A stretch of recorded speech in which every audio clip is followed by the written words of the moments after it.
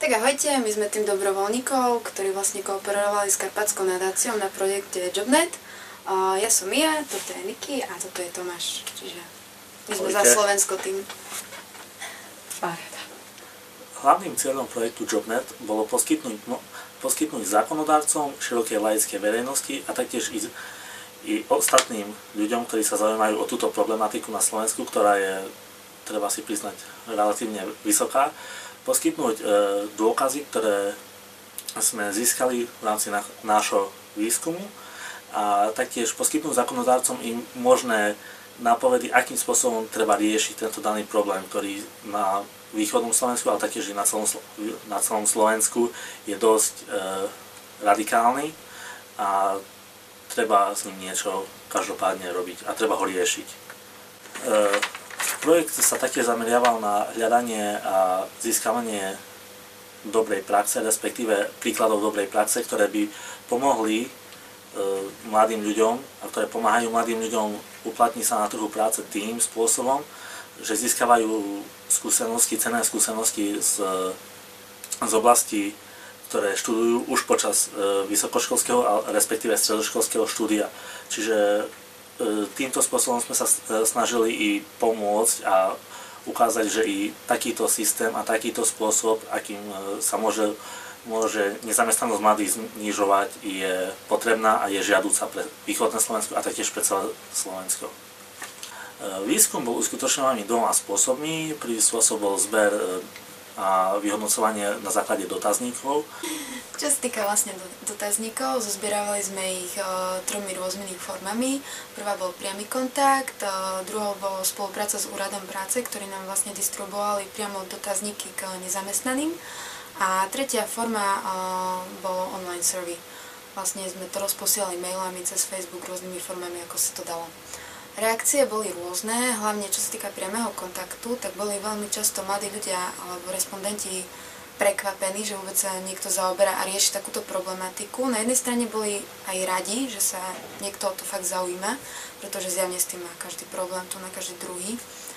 Ale na druhej strane si nevedeli predstaviť vlastne ten výstup, alebo ako by to mohlo konkrétne pomôcť danej problematike. Druhým spôsobom, akým sme získavali informácie, boli robené interviews s vybratými uchádzačmi.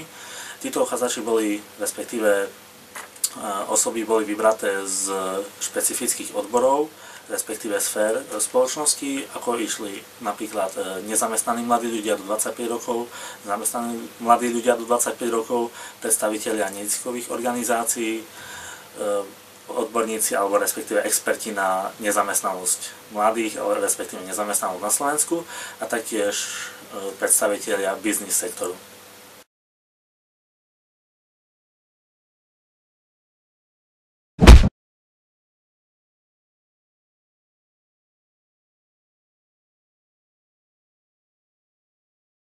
No, v prvom rade znevýhodnenosť je riešená z hľadiska zákona.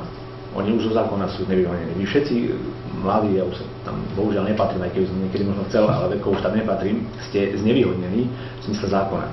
Jednoducho ten zákon to definuje, teraz hovorím o zákone o službách zamestnanosti, definuje, že všetci mladí ľudia vo veku do 26 rokov sú automaticky znevýhodnení. Aj keby ste mali, áno, ste rizikovou skupinou na trhu práce doslova, je to tak zadefinované a môžete mať aj 3 školy a 2 doktoráty, to je jedno. Najväčší podiel na nezamestnanosti mladých má najmä nedostatočné prepojenie požiadaviek zamestnávateľov a učebných osnov odborných škôl pri príprave na povolanie, prehnané hlavne platové požiadavky týchto absolventov škôl, nedostatok praxe a v neposlednom rade nízka úroveň jazykových znalostí.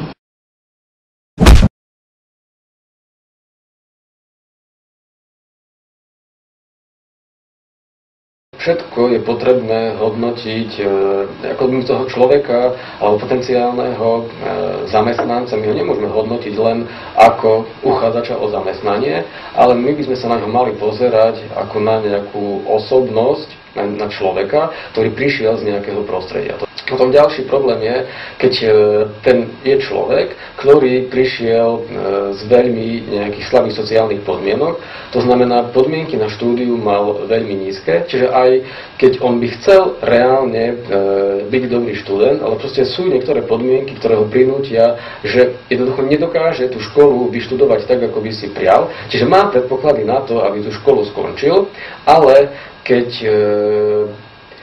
žije v podmienkach, ja neviem, je matka, osamelá, má 3 deti, z toho jedno je postihnuté, no tak jednoznačne sa očakáva, ako náhle to dieťa dovrší nejaké 15 rokov, tak už by bolo vhodné, aby si našiel brigádu, aby tej mame pomohol, aby sa mohla starať o domácnosť. Čiže to dieťa, ten čas, ktorý by mohlo venovať štúdiu, musí venovať tomu, aby zabezpečil nejaké peniaze pre rodinu, aby mohla fungovať. To znamená, samozrejme, keď ten človek prichádza z veľmi zlých sociálnych podmienok, tak na trhu práce tá jeho pozícia je naozaj veľmi ohrozená a je o mnoho viac nevýhodnený ako ľudia, ktorí sú z dobrých podmienok, pretože tam je väčší predpoklad, že sa mu mohlo dosiahnuť lepšieho vzdelania. Samozrejme, neplatí to vždy, pretože keď raz tí rodičia tlačia deti do toho, aby sa učili, tak to dieťa sa bude učiť a keď ho podporujú v zmysle, že vidíš, v akých podmienkach žijeme,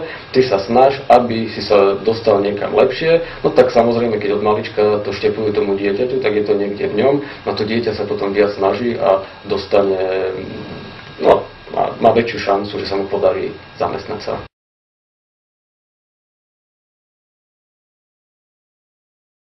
Povedzte mi, či sa dá kúpiť talent za peniaze.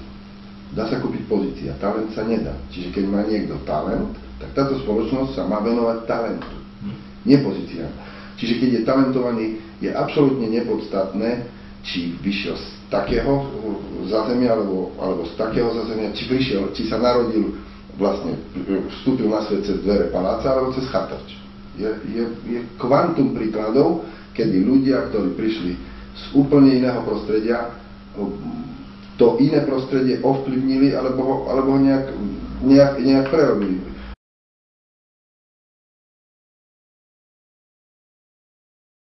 Ja by som zmenil možno to, že by vlastne práve takých, ktorí majú vlastne potenciál ísť ďalej, ktorí chcú študovať, ktorí majú cieľ, víziu a tak vlastne práve ich vlastne že vlastne podchytiť, ukázať im, že vlastne život nie je taký, aký si to vlastne oni myslia sami, ale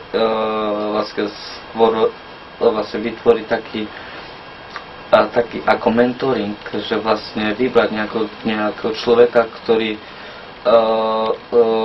je dobrý a ktorý sa vlastne vyťahol tiež vlastne z ničoho, ktorý ten ukázal im, tým slabším, že to je dobre, vidíte na mne, že ja som doštudoval, ja mám prácu a to je vlastne dobré.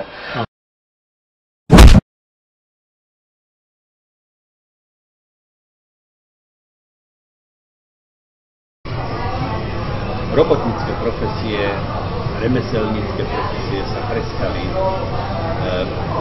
vyučovať, prestali byť atraktívne, proste nikto to nechce robiť, lebo ako keby to bola nejaká hanba, keď som vyučený murár, alebo tesár, alebo niečo také. Ako keby školstvo bežalo jedným smerom a priemysel iným smerom. Jasné, sú firmy, napríklad ako aj naša firma, že sa snažíme od základných škôl spolupracovať, podporovať, ale chýba nejaký model, chýba nejaký jasný systém, ktorý je celoštátne nejaký platný. Priemysel určuje potreby. A týmto potrebám by sa malo prispôsobovať vzdelávanie z dlhodobého pohľadu. Samozrejme je vec vlády, politikov, ktorým smerom chcú smerovať náš priemysel. To je jedna vec. Druhá vec je, ako je na základe toho formovať obsahovú náplň vzdelávacích inštitúcií, či už stredných alebo vysokých škôl.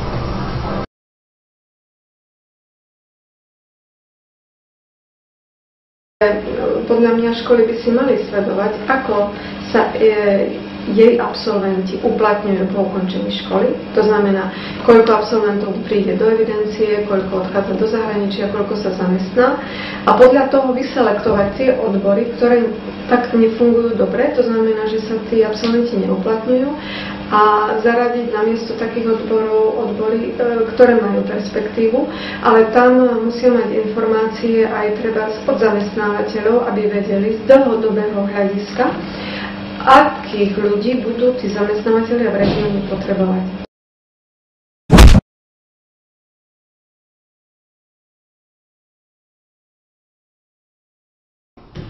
Neviete nič o podnikaní. Ani to nie je o podnikaní. Podnikanie to je úplne to najmenej. Čo budete robiť? Musíte buď ponúkať nejakú službu, alebo nejaký výrobok. Musíte sa naučiť, tam je potrebných niekoľko profesií. A vy najprv to musíte zvládnuť sám. Pretože vy nemôžete zobrať a si povedať, dobre, začnem podnikať, ale budem si dať účtovníctvo, budem čeliť podvodníkom, čiže potrebujem právnika na to. Teraz potrebujem si prenajať nejaké priestory, alebo budem to robiť doma v obývačke, povedzme, že áno, ale keď chcete robiť nejakú výrobu, musíte to aj predávať, musíte to vyrábať, musíte si nakúpiť materiál. Na všetko potrebujete, musíte vedieť po nemecky. Ale tých znalostí je potrebných veľmi veľa. Netvrdím, že je to nereálne, ale skôr sú to výnimky.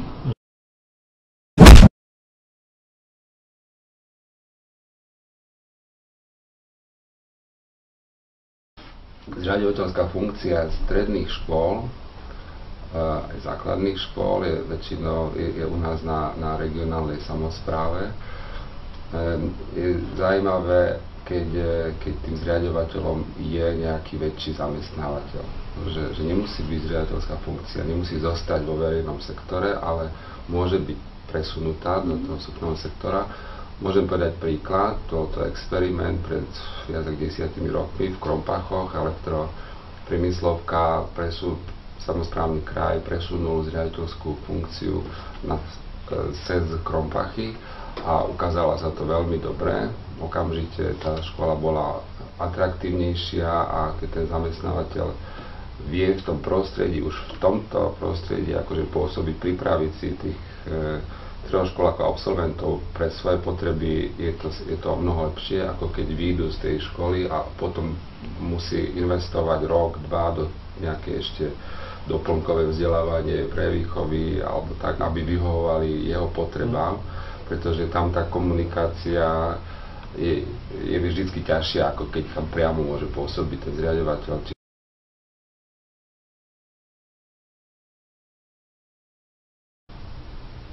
Spolupráca medzi školami a súkromným sektorom určite pomáha pripraviť tých študentov lepšie, jednak čo sa týka nejakej vedomostnej základne, ale takisto aj vo forme prípravy na to, ako vyzerá ich budúca práca, ako vyzerá pracovné prostredie, a aké sú ich možnosti zamestnania sa, a vlastne oboznamovanie ešte študentov s možnosťami pracovného trhu je podľa mňa veľmi dôležité aj z hľadiska toho, aby si v budúcnosti lepšie vedeli vybrať školu a svoje ďalšie pôsobenie.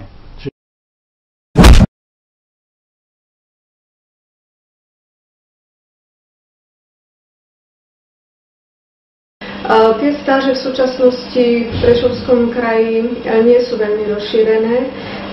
Viem ale, že väčšie firmy, ktoré si môžu aj z finančného hľadiska dovoliť takúto prax alebo stáže tých absolventov, majú spolupráce so strednými školami, vysokými školami, hlavne teda opevskej technickej oblasti, kde to veľmi dobre funguje, pretože tak ako bolo v minulosti, ako keby si tá firma vychovala svojich vlastných absolventov s tými schopnosťami a zručnosťami, ktoré presne potrebuje pre svoju výrobnú činnosť.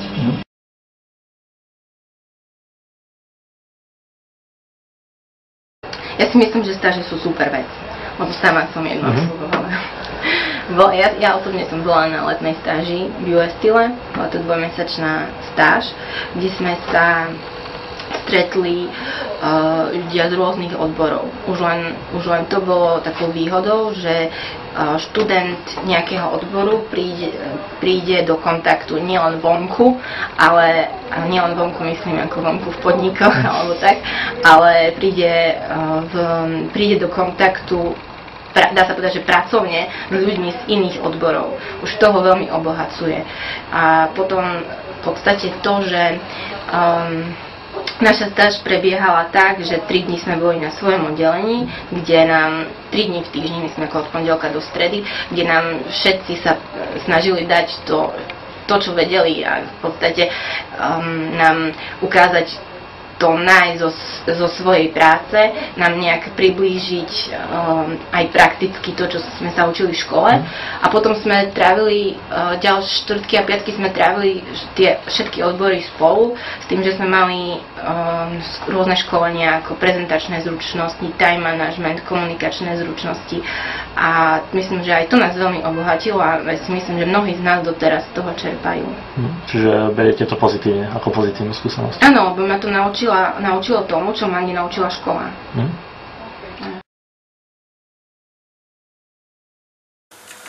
Na základe nášho výskumu sa nám podarilo získať relevantné informácie, ktoré môžeme posunúť ďalej, ako som už spomínal, buď zákonodarcom alebo iným činiteľom, ktorí sa zaujímajú na tieto otázky a týmito otázkami. A taktiež nám pomohlo odhaliť, aké sú hlavné príčiny nezamestnanosti mladých na Slovensku a tými hlavnými príčinami môžeme jednoznačne povedať, že je to zastaralosť, respektíve nemoderné vyučovacie metódy na stredných vysokých školách a taktiež tieto príčiny môžeme badať i na základných školách.